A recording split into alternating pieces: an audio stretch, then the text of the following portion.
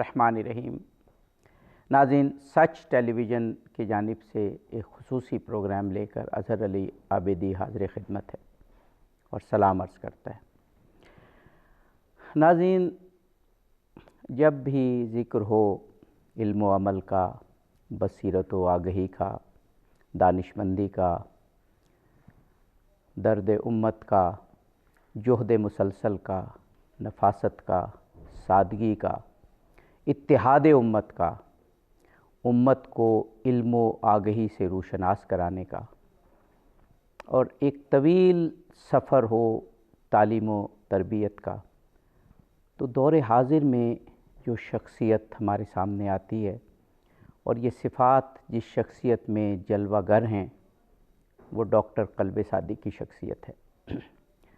ان کا ذکر کر رہے ہیں، لیکن افسوس، صد افسوس کہ وہ اب ہم میں نہیں رہے۔ گزشتہ دنوں ان کا انتقال ہوا،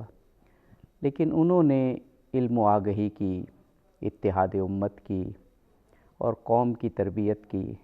معاشرہ سازی کی جو شمع جلائی وہ روشن ہے، اور اس کی روشنی انشاءاللہ پھیلتی رہے گی۔ اب یہ ہم پر ہے کہ ایسی شخصیت نے جو نقوش چھوڑے ہیں، ہم ان پر اپنے قدم جمائیں اور آگے بڑھیں۔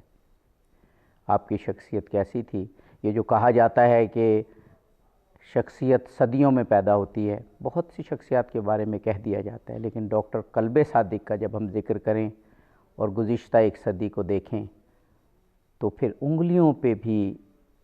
گننے والی شخصیات نہیں ملیں گی جو آپ کے مقابلے کی ہوں۔ آپ کی شخصیت، آپ کی جہد مسلسل، آپ کی اتحاد امت کے لیے کاوشیں اور آپ کی تعلیم و تربیت کا سلسلہ، یہ تمام جاننے کے لیے ہمارے ساتھ اس وقت بہت ہی اہم شخصیات ہیں۔ اہم اس لیے کہوں گا کہ ان کا ڈاکٹر قلب صادق سے خاص تعلق ہے، دونوں شخصیات کا۔ ہمارے ساتھ شہرۂ آفاق عالم دین، نامور خطیب عالم دین جناب مولانا سید حسن ظفر صاحب نقوی موجود ہیں۔ آپ بہت ہی قریبی عزیز ہیں، ان کے بھانجے ہیں اور بہت قریب سے آپ نے انہیں دیکھا۔ اسی طرح ایک اور شخصیت ہمارے ساتھ موجود ہے جو دنیائے ادب کی، اردو ادب کی بلا مبالغہ، بلا شبہ اس وقت سب سے بڑی ہستی، سب سے بڑی شخصیت ہیں، جناب افتخار عارف صاحب۔ اور آپ کو بھی یہ اعزاز رہا، سعادت رہی کہ ڈاکٹر قلب صادق کے آپ بہت قریب رہے، تو دونوں شخصیات سے ہم سنیں گے ان کی زندگی۔ جناب مولانا سید حسن ظفر صاحب نقوی، یہ کہتے ہوئے کہ ڈاکٹر صاحب کے بارے میں کچھ بتائیں، زبان ساتھ نہیں دے رہی، یعنی یہ محسوس نہیں ہوتا کہ ڈاکٹر صاحب ہم میں نہیں رہے۔ پچھلا 30، 40، 50 سال اگر ہم دیکھیں، بلکہ اس سے بھی زیادہ،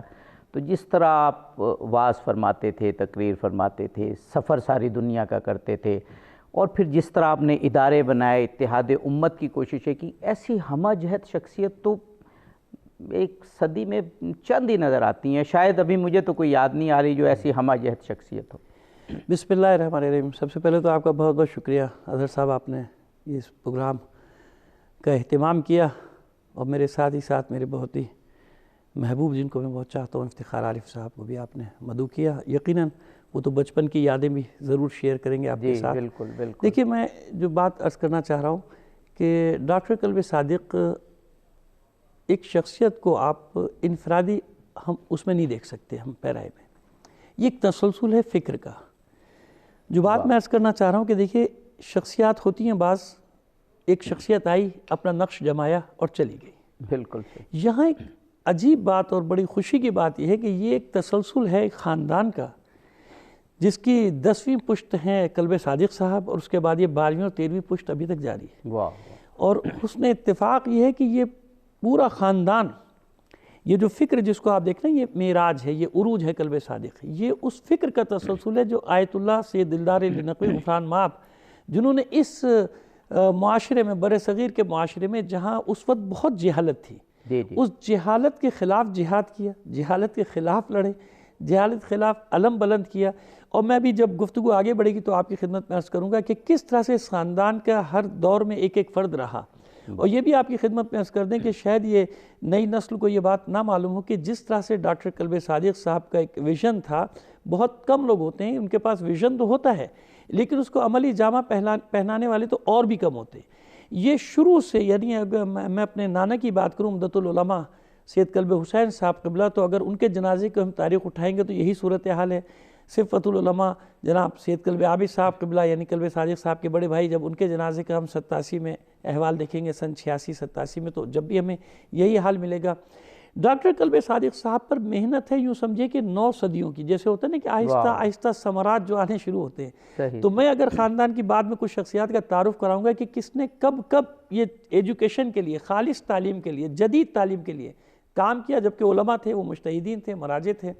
تو قلب صادق صاحب کو 3 حصوں میں ہم ان کی زندگی کو تقسیم کریں گے۔ ایک وہ کہ جب وہ پڑھ رہے تھے دینی تعلیم کے ساتھ، جب وہ علی گڑھ پڑھنے گئے تو اس وقت ان کا ویژن بن رہا تھا کہ مجھے کرنا کیا ہے، دیکھ رہے تھے۔ ایک زمانہ آیا کہ وہ خطابت کے معراج پر پہنچ گئے، اچھا، لیکن وہ جانتے تھے کہ یہ خطابت کی معراج ان کی منزل نہیں ہے، یہ تو منزل تک پہنچنے کا ایک وسیلہ تھا۔ سن 70 کے بعد ہم دیکھتے ہیں کہ ان کی خطابت میں ذرا سی تبدیلی آنا شروع ہوئی۔ اب انہوں نے سائنس کو اپنا موضوع بنانا شروع کیا، یعنی جیسے لگ رہا ہے کہ آہستہ آہستہ وہ اپنی اب منزل کی طرف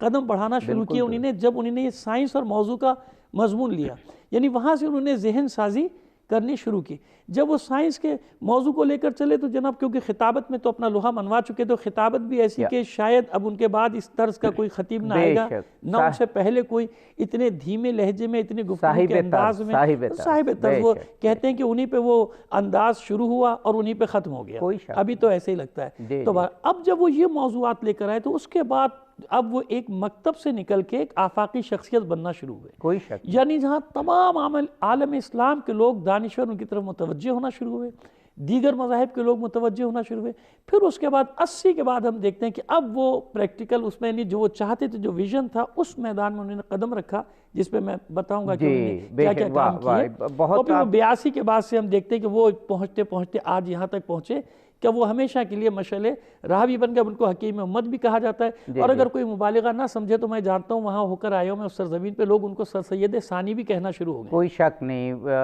جو کچھ انہوں نے علم اور تعلیم کے لیے کیا امت کی، تو واقعی سر سید ثانی انہیں یقیناً کہا گیا۔ بلکہ میں تو یہ کہوں گا، ہم نے جو کتابوں میں پڑھا کہ اس دور میں جمال الدین افغانی تھے اور وہ پوری دنیا میں اتحاد امت کے لیے اور علم کے لیے سفر کرتے تھے، تو مجھے جب وہ ڈاکٹر قلب صادق کو میں دیکھتا ہوں نارتھ امریکہ سے اور آسٹریلیا تک کے سفر، اور پھر امت کے لیے وہ اتحاد کے لیے وہ کام، تو مجھے جمال الدین افغانی یاد آتے ہیں۔ جناب افتخار عارف صاحب، آپ بھی کچھ یادیں شیئر کریں گے اور ان کی شخصیت کے بارے میں ہمیں بتائیں گے، آپ کی بھی بڑی قربت تھی ان سے۔ بے حد میں آپ کا احسان مند ہوں، اور عزیزم علامہ حسن ظفر نے جو بات کہی میں انہی سے استفادہ کروں کہ آیت اللہ العظمیٰ غفران معاف سے لے کر، جیسا کہ ابھی فرمایا گیا کہ ان کی 10ویں پشت میں تک آپ کے سامنے ہے، اور اس میں ہر زمانے میں ایک نہ ایک مجتہد، ایک سے زیادہ علماء آئے اور انہوں نے نام کمایا۔ میرا جب بچپن تھا اور قلب صادق میاں کا جو بچپن تھا، وہ ایک بالکل ایسا بچپن تھا کہ سبط حسن صاحب علی اللہ مقامہ کی ہمارے زمانے میں آواز گونج رہی تھی، وہ کہ ہم میں نہیں تھے، اور خاندان اجتہاد کے بزرگوں کی آوازیں گونج رہی تھیں، مگر ہم نے ان کو دیکھا نہیں تھا۔ مگر جب ہم لوگ نوعمری کا زمانہ تھا تو اس زمانے میں بھی خطابت کے بہت سے طرز تھے جو موجود تھے۔ خود عمدۃ العلماء قلب حسین صاحب قبلہ اور سید العلماء حضرت علامہ سید علی نقی صاحب قبلہ اور علامہ ابن حسن نونہروی اللہ مقامہ اور نجم الحسن نصار، محسن نواب صاحب قبلہ اور ملا طاہر صاحب، یہ سب اپنے اپنے طریقے کے خطیب اور ذاکر تھے۔ اب ایسے ماحول میں انہوں نے اپنی خطابت کا گویا جو کی تشکیل ان کی ہوئی، اور جیسا کہ کہا گیا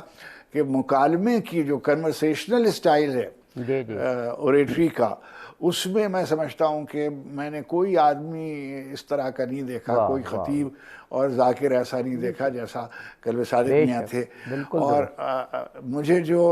اپنی بچپن کی یادیں، میں بھی چوک میں رہتا تھا، وہیں آل غفران آب خاندان اجتہاد جو ہے وہ بیشتر اسی علاقے میں مقیم تھا، اور ہم یعنی غفران آب کے عزاخانے میں ہمارا آنا جانا ہوتا تھا. تو ظاہر بچپن سے ہم ان سے واقف ہیں. اس قدر سادگی، سمجھیے اس عمر تک کوئی تبدیلی میں نے ان کے لباس میں نہیں دیکھی کسی زمانے میں. انتہائی سادہ لباس، انتہائی سادہ غذا، انتہائی خوش گفتار آدمی. میں دیکھتا ہوں کہ علماء جب اور دانشور آپس میں بیٹھتے ہیں تو 100 طرح کی باتیں کرتے ہیں، کچھ اختلافی بھی، کچھ نزاعی بھی. کبھی میں نے قلب صادق میاں کو کسی اختلافی مسئلے میں الجھتے نہیں دیکھا. ایک اور بات کہ جو میرے زمانے کا جو لکھنؤ تھا، اس میں ابھی گویا وہ جو ایک یہ جو آپ یہاں ایک خاص جماعت کے حوالے سے گویا تعصبانہ بیانات وغیرہ دیکھتے ہیں، اس کی بنیاد میں ان لوگوں کا ذکر آتا ہے جو لکھنؤ میں رہتے تھے. اچھا، ظاہر ہے کہ اس فضا میں انہوں نے اپنی گویا خطابت شروع کی، مگر کبھی انہوں نے ممبر سے گفتگو میں کبھی کوئی اختلافی بات نہیں کی. اور ہمیشہ سے ابھی آپ دیکھیے کہ یہ بظاہر آپ کو یہ ایک جیسے لگتا ہے کہ جیسے کوئی ایسے مظاہرہ کیا جا رہا ہے، ایسا نہیں ہے. اس معاشرے میں انہوں نے شیعہ سنی اتحاد کی بات کی، اور مسلسل آپ نے دیکھا کہ کتنے اجتماعات ایسے ہوتے تھے اتحاد کے کہ جہاں قلب صادق میاں جو تھے وہ گویا نماز کی امامت فرماتے تھے، اور سب کے لیے قابل قبول تھے، چاہے وہ ندوہ ہو، چاہے وہ فرنگی محل ہو، چاہے وہ دیوبند ہو. تمام علماء ان کا سواد اعظم کا ان کا گویا احترام کرتے تھے. اور خاندان اجتہاد کبھی کسی اختلافی مسئلے میں، مسلکی اختلافی مسئلے میں نہیں پڑا. پھر بعد میں ہندو مسلم اتحاد کے لیے بھی انہوں نے بہت کام کیا. بالکل، بہت کام کیا. اور یہ آپ یہ دیکھیے کہ انہوں نے اس چیز کو، اتحاد امت کو، اتحاد انسانیت کو اور علم و آگہی کو آگے بڑھانے کو اپنی زندگی کا مشن بنایا. اور مولانا صاحب، یہ افتخار عارف صاحب نے کتنی صحیح بات کی، کیونکہ وہ جب پاکستان تشریف لاتے تھے تو مجھے بھی سعادت ہوتی تھی کہ ان کی میزبانی کی جائے اور ان کے قریب رہا جائے اور وہ ارینجمنٹس کی جائیں ان کی خطابت کی. تو افتخار عارف صاحب نے بہت ایک صحیح بات کی ہے جس کا میں خود بھی گواہ ہوں، کہ ایسا نہیں تھا کہ ممبر پہ وہ کچھ کہہ رہے ہیں اور نجی محفل میں کچھ کہہ رہے ہیں، کھانے کی ٹیبل پہ کچھ کہہ رہے ہیں. یہ جو 3 چیزیں ان کے ساتھ، اتحاد امت، اتحاد انسانیت اور علم و آگہی، یہ تینوں مشن تھے ان کے، اور اس میں وہ ہمیشہ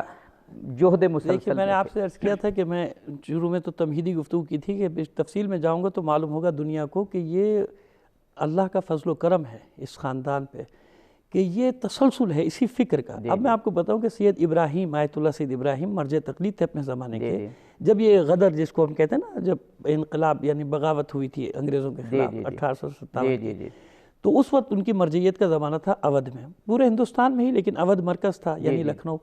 تو سید ابراہیم صاحب کا میں آپ کو ایک واقعہ بتاتا ہوں تو آپ کو اندازہ ہوگا کہ یہ سید قلب صادق اسی کا ثمر ہیں. ثمرات میں سے ایک ثمر ہے قلب صادق، اپنے اجداد کی دعاؤں کا ثمر، محنتوں کا ثمر. تو سید ابراہیم اس وقت جب انگریزوں نے قبضہ کر لیا، لڑائی ہوئی کافی لمبی، 3 جون سے تقریباً 3 جون 1857 سے اور کوئی 10 مارچ 1858 تک یہ لڑائی تھی. اودھ میں بہت بڑی لڑائی، وہ ایک الگ باب ہے تاریخ کا، کبھی بیان کریں گے. بہت بڑا باب تھا. تو خیر، جب وہ ختم ہو گیا، فال ہو گیا اودھ کا، تو انہی نے 2 بڑے مرکز تھے، ایک تشیع کا، ایک تسنن کا. تسنن کی ایک بہت بڑی، افتخار بھائی جانتے ہیں کہ ٹیلے والی مسجد کے نام سے مشہور ہے. نام تو اس کا کچھ اور پیر علی محمد یا محمد علی شاہ مسجد، لیکن وہ ٹیلے والی مسجد کے نام سے مشہور ہے لکھنؤ میں. اس میں انہوں نے، انگریزوں نے عدالت لگائی، کورٹ، اور جو اس کے سامنے بالکل آصفی امام باڑہ جو تاریخی امام باڑہ ہے جس میں مسجد بھی ہے، اس میں انہوں نے اپنی چھاونی بنا لی. اب یہ مسلمانوں کے لیے بہت ہی اذیت ناک مرحلہ تھا کہ ان کی سب سے بڑی مسجد جو اہل تسنن کی ہے وہ بھی ان کے قبضے میں، انہوں نے اپنا کورٹ کچہری لگا لی اور یہاں پہ. سید ابراہیم وہ شخص تھے کہ جنہوں نے اس کے خلاف آواز بلند کی اور ان کو پیغام بھیجا کہ اچھا اب یہ جو میں آپ کو بات بتاؤں ہم ایک وقفہ لینا ہے، وقفے کے بعد اس کو میں یہی سے کیونکہ بڑا امپورٹنٹ واقعہ ہے شیعہ سنی اتحاد کے حوالے سے۔ ناظرین، ایک بہت بڑی شخصیت، بہت بڑی ہستی پہ پروگرام ڈاکٹر قلب صادق، جنہوں نے پچھلی صدی میں اور اس صدی میں یوں کہیے کہ امت مسلمہ کے اتحاد اور علم و آگہی کے سفر میں بڑا بنیادی کردار ادا کیا، ان پر گفتگو جاری ہے، ہمارے ساتھ رہیے۔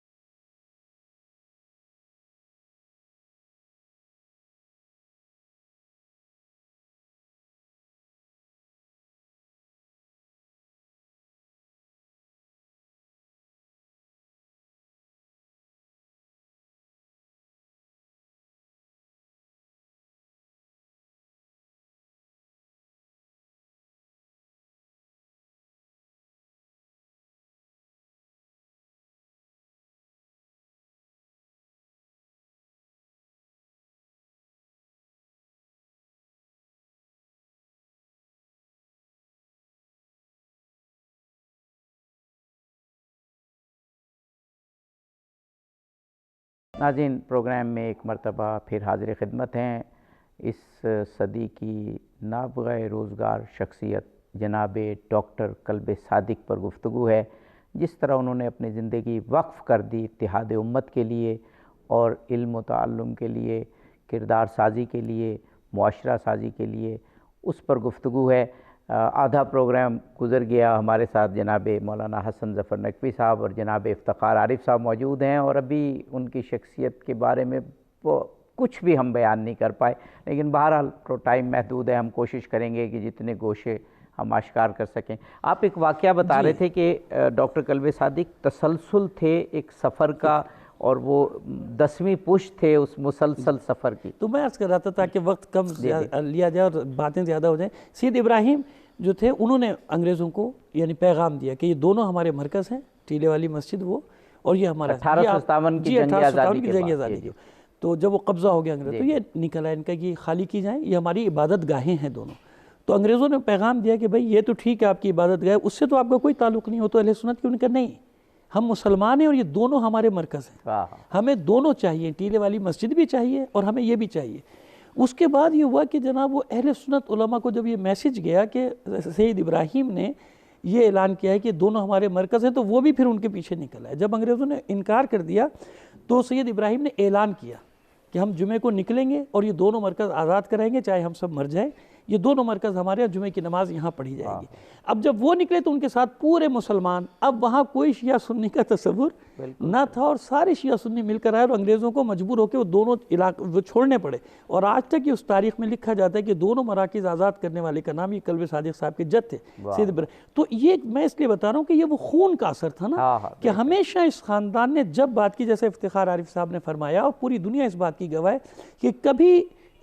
لڑائی جھگڑے والی بات نہیں کی۔ ہاں بس یہ کہہ سکتے ہیں کہ قلب صادق عروج تھا اس فکر کا، یعنی وہ جو میں بار بار کہہ رہا ہوں کہ محنتیں جو تھیں، زحمتیں جو ان کے آباء و اجداد کی تھیں، ان کے ثمر کا نام تھا قلب صادق، کہ آج پوری دنیا میں آپ دیکھیں صرف مسلمان نہیں، میں نے وہ جنازے کے دیکھے، ساری رپورٹ دنیا نے دیکھی کہ وہاں ہندو، سکھ، عیسائی اور پوری دنیا میں جس طرح اور بھی دنیا کے جو بین الاقوامی جو چینلز ہیں وہ سب بھی دے رہے ہیں، نام لینے کی ضرورت نہیں، ان پر پروگرام جو نشر کریں، اس کی وجہ ہے کہ انہوں نے اپنے آپ کو منوایا، یعنی قلب صادق اب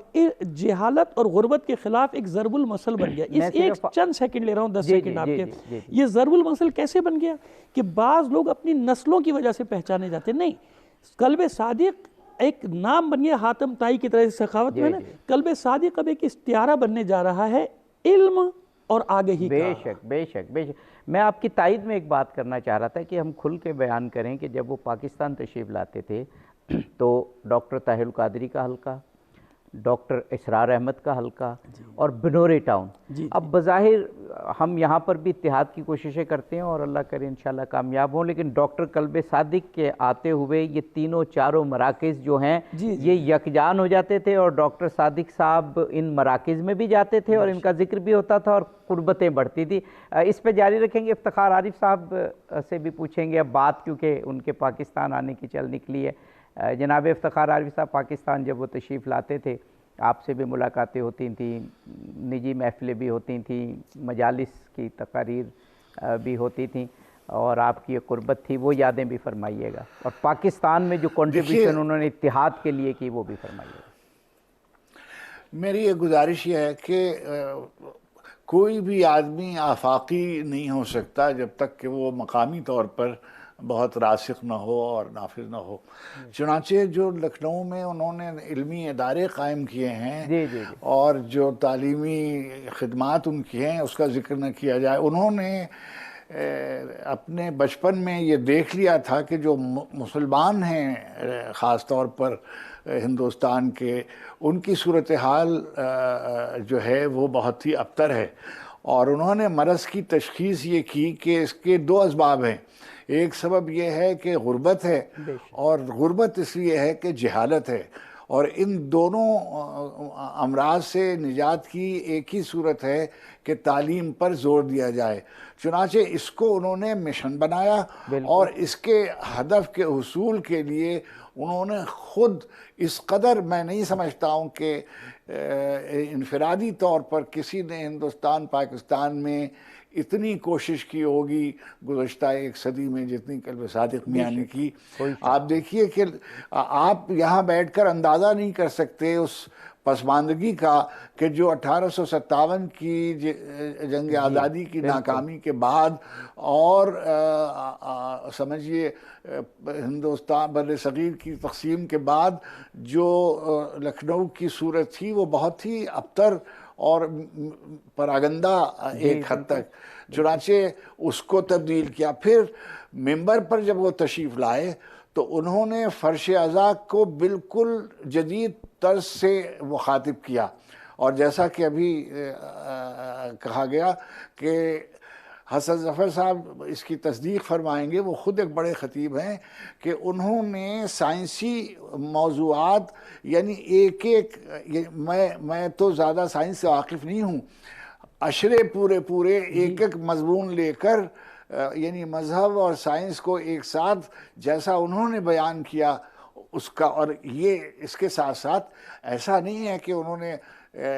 گویا اس کو بالکل بے نیاز کر دیا ہو، ان کے مصائب اور ان کے فضائل کا جو ربط ہوتا تھا وہ بھی اپنی جگہ، جو روایت تھی اس کو بھی برقرار رکھا، مگر اپنے یعنی جو فوکس ان کا ہوتا تھا وہ سائنسی گویا مضامین پر اور موضوعات پر ہوتا تھا، اور فرش عزا کسی اور طرح کی تھی، چنانچہ ان کے لیے سب سے سادہ زبان میں بالکل یعنی اصطلاحات کا بوجھ ڈالے بغیر فکر کو علم کی سطح پر، دانش کی سطح پر منتقل کرنا، میں سمجھتا ہوں ایک معجزہ تھا جو پروردگار عالم نے ان کو عطا فرمایا تھا۔ دوسری بات یہ ہے کہ قوم ان پر اعتبار کرتی تھی، اور جہاں تشریف لے جاتے تھے، چاہے وہ امریکہ جا رہے ہوں، یا میں نے ان کو برطانیہ کے زمانے میں بھی کئی دفعہ میری ان سے ملاقات رہی، وہ رحمت فرماتے تھے، اور ظاہر ہے کہ میں ان کا نیازمند تھا، ان کے خانوادے کی قدم بوسی میرے لیے شرف و سعادت تھی۔ چنانچہ بالکل ایک جداگانہ اور بالکل الگ سے ایک شخصیت دیکھیے نکل کر آئی، اس قدر وہاں مجتہدین کی، اور اللہ ان کو سلامت رکھے، ایک بڑی تعداد ہے اب بھی گویا لکھنؤ میں بھی اور اودھ میں بھی اور ہندوستان پاکستان میں بھی، مگر کوئی ایک شخص اس طرح کا نظر نہیں آتا جس نے گویا فرش عزا کو بھی قائم رکھا اور اس کے وقار کو بھی بلند کیا، خطابت کے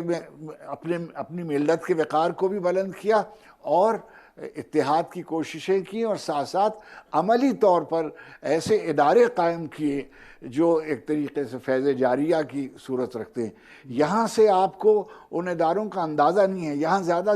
ذکر نہیں ہوتا، ہم بس یہ کہہ دیتے ہیں کہ انہوں نے میڈیکل یونیورسٹی قائم کی، انہوں نے کچھ کالجز خواتین کے لیے۔ جب آپ جائیں گے اور اپنی آنکھ سے دیکھیں گے تو آپ کو اندازہ ہوگا۔ اچھا، ظاہر ہے کہ وہ تو ایک علامت تھی، مگر پیغام یہ تھا کہ عصر حاضر میں زندگی ممکن نہیں ہے عزت و آبرو کے ساتھ جب تک آپ کی تعلیم نہ ہو۔ ملت میں تعلیم کے شعور کو بیدار کرنا، یہ وہ خدمت ہے میں سمجھتا ہوں کہ جس کی ضرورت تھی، اور اس خلا کو پورا کیا ڈاکٹر قلب صادق نے، اور اس احسان کو ملت مسلمہ کبھی بھی بھلا نہیں پائے گی۔ بہت ہی خوبصورت انداز میں جناب مولانا افتخار عارف صاحب نے ذکر کیا۔ ہمیں ایک بریک لینا ہے، بریک کے بعد انشاءاللہ واپس آتے ہیں، پھر آپ سے گفتگو جاری رکھتے ہیں۔ ڈاکٹر قلب صادق پر یہ خوبصورت پروگرام ہے، انہیں خوبصورت خراج تحسین ہے، اور ان کے دو قریبی ساتھی بہت ہی ایفیکٹو انداز میں ان کے بارے میں ہمیں بتا رہے ہیں کہ ہم بھی ان کے نقش پا پہ چلیں۔ ہمارے ساتھ رہیے، جلدی واپس آتے ہیں۔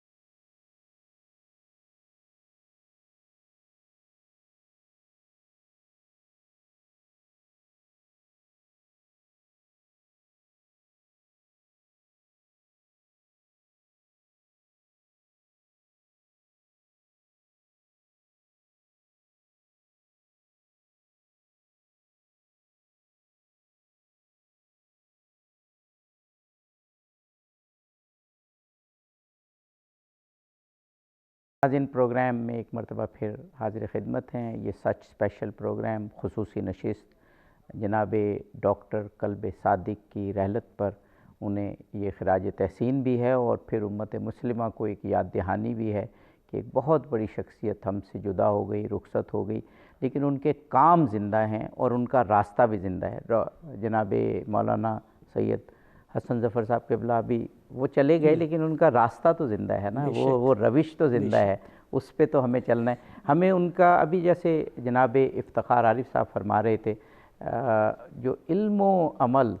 اور عمل میں اس لیے کہہ رہا ہوں کہ علم کے بارے میں تو سب لوگ کہتے ہیں، لیکن ان کی شخصیت کے ساتھ جڑ گیا تھا کہ جب وہ جو حضرت علی علیہ السلام کا بھی قول ہے نا کہ جب علم آتا ہے تو عمل کو دعوت دیتا ہے، جب عمل نہیں ہوتا تو علم بھی رخصت ہو جاتا ہے۔ تو علم و عمل ساتھ ساتھ رہے پوری زندگی ان کے، اور ادارے انہوں نے ایسے بنائے کہ جو ہمیشہ قوم کی تربیت کرتے رہیں گے۔ میں آپ کی خدمت میں عرض کرتا ہوں، لیکن پہلے ایک دیکھنے والوں کے لیے ایک وضاحت کر دوں۔ ہمارے افتخار بھائی نے کہا کہ میں وہاں چوک پہ رہتا تھا۔ اب یہ خاص زبان ہے لکھنؤ کی اور خاص اصطلاح ہے، لوگ یہی سمجھیں گے کہ پتہ نہیں افتخار عارف صاحب لکھنؤ میں چوک پہ رہتے تھے۔ اصل میں چوک محلے کا نام ہے، پورے علاقے کا نام ہے، اس لیے میں نے وضاحت کر دی۔ میں سن رہا تھا، مجھے تو بہت مزہ آیا، میرے کانوں کو تو بہت اچھا لگا یہ چوک کا لفظ چوک، لیکن جب یہ سنیں گے لوگ کہ میں چوک پہ رہتا تھا تو وہ سمجھیں گے کہ شاید افتخار بھائی چوک پہ، لیکن وہ تو مرکز تھا، مرکز تھا، اصل میں چوک تھا، محلے کا نام تھا۔ اب میں آپ کی خدمت میں عرض کروں، دیکھیے جیسے ابھی آپ نے فرمایا، مولا عارفان کا جو قول یعنی خلاصہ جو ہے اس کی عملی تصویر تھی قلب صادق صاحب. یہ میں صرف زبانی بات نہیں، ابھی میں آپ کو بتاتا ہوں کیا. یعنی مولا کی نظر میں غریب غریب ہوتا ہے، صحیح. اس کا کوئی مذہب نہیں ہوتا. دیکھیے رات کو جب آپ مدینے سے باہر مدد کرنے جاتے تھے نا، چہرے پہ نقاب ڈال کے اور پشت پہ گندم لاتے، کن کی مدد کرتے تھے؟ مدینے سے باہر رہنے کا مطلب یہ تھا کہ ان میں اکثریت جو تھی وہ غیر مسلموں کی تھی جو مدینے کے باہر رہتے مگر غریب تھے. تو بھوکا بھوکا ہوتا ہے، بھوکے کا کوئی مذہب نہ دیکھو. یعنی ایک تو یہ تھا کہ مدد کرتے وقت کسی سے اس کا مذہب نہ پوچھو. یہ ایک بڑا المیہ ہے ہمارے یہاں کہ لوگ اپنی کمیونٹی کے غریب کو غریب سمجھتے ہیں. اچھی بات ہے، صلہ رحمی بہت اچھی بات ہے، لیکن غریب کو غریب کی نظر سے دیکھو. تو ان کا جو ٹرسٹ تھا، یہ میں عینی شاہد ہوں، ان کے ٹرسٹ سے جو مدد ہوتی تھی صرف وہ کسی مکتب کی نہیں، شیعہ سنی کی نہیں، بلکہ وہ اس سے آگے بڑھ کر چاہے وہ غیر مسلم ہیں ان کی مدد کرنے میں پیش تھے. شاید کوئی میری بات سے اتفاق نہ کرے تو میں اس کو دلیل دینا چاہتا ہوں کہ وہ جا کے دیکھے جو ان کے کالجز ہیں یونٹی، کیونکہ میں خود بھی گیا تھا نا. تو یونٹی کالج کی تقریب میں مجھے انہوں نے بلایا، مدعو کیا مہمان خصوصی. تو میں وہ ہو گیا، میں نے کہا صادق ماموں آپ کہاں، آپ کا میں مہمان خصوصی کا کہ نہیں، تم آؤ، تم مہمان ہو. ایک مہمان کی حیثیت سے انہوں نے کہ پاکستان سے آیا ہوا مہمان ہے، تو مجھے اعزاز بخشا. میں وہاں چلا گیا. تو وہ سیکنڈ شفٹ کے بچوں کی کوئی تقریباً 1000 طلبہ پڑھتے تھے، طلبہ و طالبات. تو ان سیکنڈ شفٹ کے بچوں کی تقسیم انعامات تھی. ہم پوری دنیا کو، پاکستان میں جو ادارے کام کریں ویلفیئر کے، ان کو بھی بتانا چاہ رہا ہوں کہ دیکھو کام کیا ہوتا ہے. تو وہ سیکنڈ شفٹ تھی. جب میں نے تفصیلات معلوم کی، کیونکہ مجھے کچھ لگا کہ کچھ اسپیشل قسم کے بچے ہیں یہ. تو جب وہ پوچھا تو معلوم ہے کہ یہ جب یہ یونٹی کالج کی بلڈنگ بن گئی تو پیچھے سینکڑوں جھگیاں تھیں، کچی آبادی جس کو کہتے ہیں، بہت ہی مستضعف لوگ، پیروں میں جوتیاں نہیں بیچارے. تو وہ بچے دیواروں پہ کھڑے ہو کے ان کی اسمبلی دیکھتے تھے، ان کے اسکول کے بچوں کی. تو وہ ان کے پرنسپل نے یہ سارا واقعہ مجھے بتایا. قلب صادق صاحب نے اپنی زبان سے نہیں بتایا وہاں پہ، اور پھر لوگوں میں یہ مشہور بھی ہے یہ واقعہ. تو پرنسپل نے مجھے بتایا، یا ٹیچر تھے، وائس پرنسپل رہے ہوں گے. تو وہ کہنے کہ صادق صاحب ایک دن اس بستی میں چلے گئے، سب کو جمع کر لیا. جمع کرنے کے بعد کہتے ہیں کہ یہ جتنے بھی بچے ہیں تمہارے چھوٹے بچے، ان کو بھیجو، میں ان کو پڑھاؤں گا، ان کو ڈریس بھی دیں گے، ان کی کوئی فیس نہیں ہے، ان کی کتابیں، جوتے، موزے سب ان کو دیے جائیں گے. اچھا یہ تو کوئی اور بہت ساری جگہوں پہ ایسا ہوتا ہے، لیکن اس پیشکش کے باوجود وہ لوگ تیار نہیں ہوئے اپنے بچوں کو پڑھانے کے لیے. بھائی کیوں نہیں پڑھا سکتے؟ کہا کہ بھائی یہ بچے صبح نکلتے ہیں بیچارے، مزدوری کرتے ہیں، کوڑا کرکٹ چنتے ہیں، کوئی قسم کے کام کرتے ہیں، تو شام کو جب گھر آتے ہیں 150-200 روپے لے کے تو گھر کا چولہا جلتا ہے. کہتے ہیں کہ قلب صادق صاحب پریشان رہے. ہمیں نہیں معلوم تھا کہ اتنے دن تک انتظامات کر رہے ہیں، اپنے ساری جو لوگوں سے تعلقات تھے ان لوگوں سے. کہہ رہے کچھ دن کے بعد پھر گئے، اور وہ اوسطاً ایک بچہ، مثال کے طور پہ، میری فیگر پہ کوئی نہ جائے، مجھے نہیں یاد، بہت پرانی بات ہو گئی، مثال کے طور پہ اگر ایک بچہ 3000 روپے اپنے گھر پہ دیتا تھا تو انہوں نے 3000 روپے وظیفہ مقرر کیا گھر کا. یہ دیکھیں یہ بڑی بات ہے کہ ان بچوں، اب وہ ہر جگہ جو ان کی سیکنڈ شفٹ ہوتی ہے، اس سیکنڈ شفٹ میں صرف مفت تعلیم نہیں ہے، مفت ایجوکیشن نہیں ہے، بلکہ اس کے ساتھ ہی ساتھ ان کے گھروں پہ جو مستحق گھرانے ان کو مدد کی جاتی ہے. اچھا کسی وہ جو جھگیوں کی آبادی ہے وہ کسی خاص مکتب کی نہیں ہے، اس میں مسلمان بھی ہیں، اس میں غیر مسلمانوں کی اکثریت. تو بات یہ تھی کہ وہ اگر ایک آفاقی شخصیت بقول افتخار بھائی کے بنی ہے نا، تو آفاقی شخصیت اس لیے بنی ہے کہ اس نے اپنے آپ کو مکتب سے اور گروہوں سے بالاتر جا کر اپنے آپ کو منوایا. انسانیت کی سطح، وہ جو ہم انسانیت کا نام سنتے ہیں نا سب کے منہ سے، انسانیت کی سطح پہ جب انہوں نے یہ کام کیا بغیر کسی تفریق کے، بلا تفریق مذہب و مسلک مکتب جب خدمت کی، تو آج جا کے ان کی شخصیت سب کے لیے وہاں قابل قبول، ہر آنکھ چشمے نم. اور یہ کتنی بڑی بات ہے کہ آج کے ماحول میں، جس ماحول کی طرف اشارہ کیا افتخار بھائی نے، اس ماحول میں نماز جنازہ کے لیے دو نمازیں ہونا اور دیگر برادران کا جنازے کو لے کر جانا اور محافظ اسلام کہنا، یہ بہت بڑی بات ہے. ہمیں سبق لینا چاہیے اپنے معاشرے میں اصلاح کے لیے. میں ایک جملہ کہنا چاہتا ہوں، علماء سے بھی، دانشوروں سے بھی، تمام سیاسیوں یا مذہبی لوگوں سے ہمیں سبق لینا چاہیے کہ زندہ کون سے کریکٹر ہیں. زندہ وہ ہیں جنہوں نے علم اور عمل کو جمع کیا. کیا بات. نہ صرف علم کسی کام کا ہے، نہ صرف عمل کسی کام کا ہے. جب تک علم و عمل کو جمع نہیں کریں گے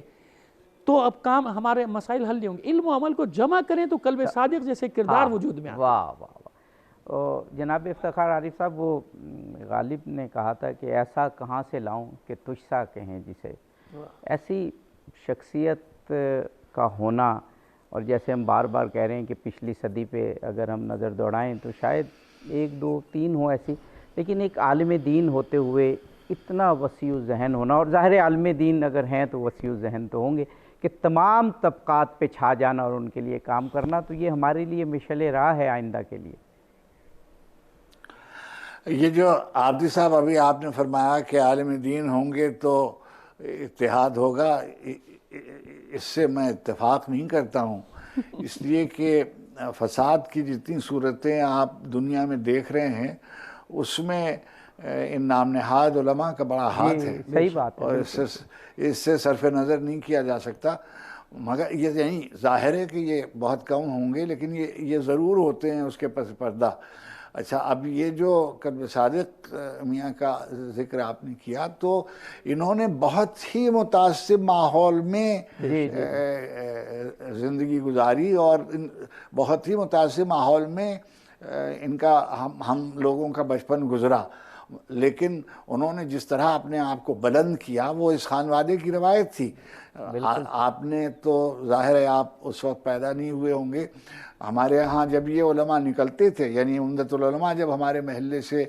کبھی پیدل اپنے دولت قدے سے غفران مآب کے عزاخانے میں جاتے تھے تو درویا ہندو مسلمان ہر مسلک و مذہب کے کھڑے ہو کے، اور جو ہندو تھے وہ ان کے قدموں کو ہاتھ لگاتے تھے، اور جو مسلمان تھے وہ جسے کہتے ہیں ہاتھ جوڑ کے آداب گزارتے تھے۔ تو اس خانوادے میں منزلت علم کی اور ان کی گویا سادگی کی، ان کی فضیلت جو علمی تھی اور جو وجاہت تھی دینی، اور جو زندگی تھی جس طرح کی مثالی زندگی، پاکیزہ زندگی گزاری انہوں نے۔ اور دیکھیے ہمارے ہاں طرح طرح کی باتیں ذرا سی دیر میں مشہور ہو جاتی ہیں علماء کی نسبت سے اور حوالے سے، مگر قلب صادق میاں نے پوری زندگی عزت و آبرو کے ساتھ گزاری، اور تمام دنیا میں ان کا وقار، کبھی کوئی ایسی بات ان کے نام سے ذات گرامی سے منسوب نہیں ہوئی، یہ کم بات نہیں ہے، بلا شبہ وہ ایک مثالیہ کردار رہے۔ ہم نے سنا ہے، اور ابھی جیسے حسن ظفر میاں نے فرمایا کہ اس خانوادے کے جو لوگ تھے میں نے ان کو دیکھا ہے، ان کے گھر کی سادگی دیکھی ہے، ان کے بزرگوں کی سادگی، قلب عابد بھائی کو دیکھا ہے، کوئی آواز کبھی اونچی میں نے نہیں دیکھی،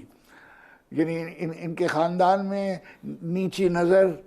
سر جھکا کے چلنا، لوگوں سے ملنا، اور وجاہت علمی اپنی جگہ، مگر کسی آدمی میں آپ نے کوئی تکبر اور کسی طرح کی نخوت، یہ جو زہد کی اور عبادت کی نخوت ہے یہ بدترین نخوت ہے، مگر وہ ان کے گھرانے کے پاس سے نہیں گزری۔ اور اللہ کا شکر ہے کہ خود آپ دیکھیے یہاں حسن ظفر میاں موجود ہیں، آپ اپنے علماء میں کو دیکھیے اور ان کو دیکھیے تو آپ کو اندازہ ہو جائے گا،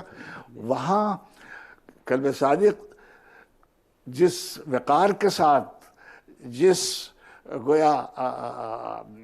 عزت کے ساتھ تشریف لاتے تھے، مجمع مجبور ہو جاتا تھا ان کے احترام کے لیے، جس راستے سے گزرتے تھے لوگ ان کی تعظیم کو اٹھتے تھے، اور یہ اللہ کی طرف سے ہوتا ہے۔ پروردگار عالم نے ان کو ایک کام کے لیے منتخب کیا، ایک خانوادہ جس میں وہ پیدا ہوئے اس کی روایت کو برقرار رکھا، اور اس علمی روایت میں وسعت دی، اور ایسی وسعت دی کہ جو آنے والے زمانے تک یادگار رہے گی۔ جی واہ، بے شک جناب مولانا حسن ظفر صاحب نقوی، ایک پروگرام میں وقت بہت کم رہ گیا، 2-3 منٹ ہیں، ایک تشنگی تھی جو دور کر دی افتخار عارف صاحب نے، لیکن میں آپ سے بھی چاہ رہا ہوں کہ وہ ہم نے ان کے بڑے کام تو کاؤنٹ کیے، ادارے بنانا، علم کے لیے کام کرنا، سفر کرنا، اتحاد امت کے لیے کام کرنا، غریبوں کے لیے کام کرنا، لیکن ایک چیز جو رہ گئی تھی جس کو افتخار عارف صاحب نے بہت اچھا بیان کیا، کہ وہ جو ایک صفات ان کی شخصیت میں تھی نا، جو شخصی خصائل تھے، اوصاف تھے، وہ کمال کے تھے، اور ایک اتنے بڑے عالم ہوتے ہوئے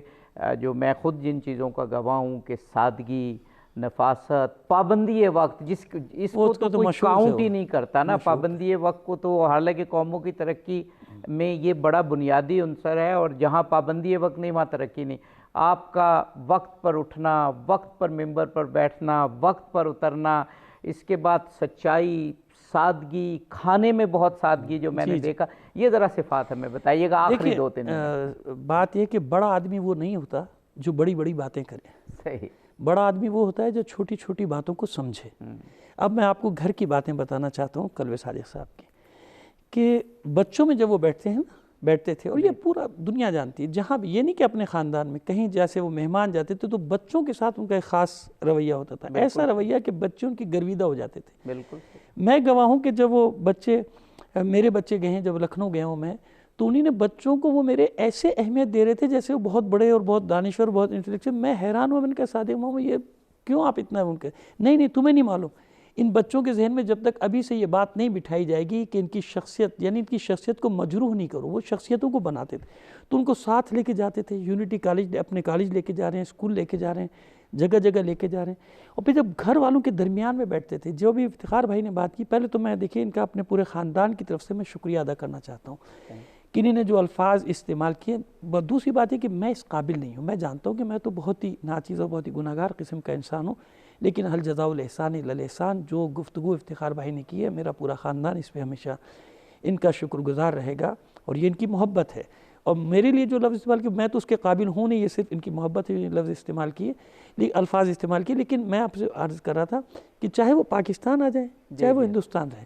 جو وقت کی پابندی کا تو آپ جانتے ہیں، وقت کی پابندی کا ان کے عالم یہ تھا کہ ایک صاحب نے ان کو 10 بجے کا وقت دیا مجلس کا، وہ 10 بجے پہنچے تو وہ صاحب بھی بازار گئے ہوئے تھے، کوئی تھا ہی نہیں، تو انہوں نے گھر میں 2 بچے بیٹھے تھے، ان کو بٹھایا، مجلس پڑھی، اور جب تک وہ تبرک لے کر آئے تو یہ جا چکے تھے کہ میرا وقت ہو گیا، 10 بجے سے 11 بجے تک میں نے تقریر کر لی، تمہارے بچوں کو بٹھا، یہ یعنی لوگوں کو سکھاتے تھے، جب گھر میں بھی بیٹھتے تھے بچوں کے ساتھ، اپنے بچوں کے ساتھ۔ جب آپ دیکھیں لوگوں کو نہیں معلوم، لوگ نامعلوم کیا سمجھتے ہوں گے، وہ جو میں بات کر رہا تھا نا علم اور عمل کی